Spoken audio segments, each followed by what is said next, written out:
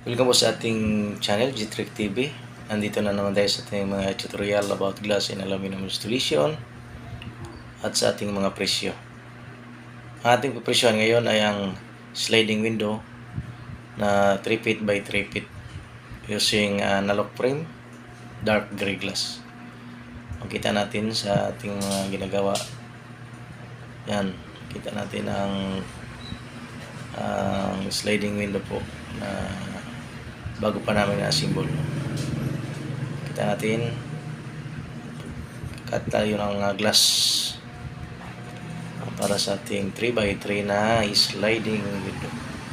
Update natin ang mga presyo mga kalods, dahil lahat ng mga presyo ngayon ay nagtaas, pero kami dito ay ganun pa rin, o kahit konti na lang yung ganansya natin. Ang presyo po ng ating 3x3 ngayon ay nasa 2,900 pa rin. Mag-additional lang tayo ng transpo kung medyo malayo para sa gas ng ating biyahe. Yung 2,900 po kasama na po yan ang installation po. Ang presyo po natin ay depende po yan sa location ng ating area.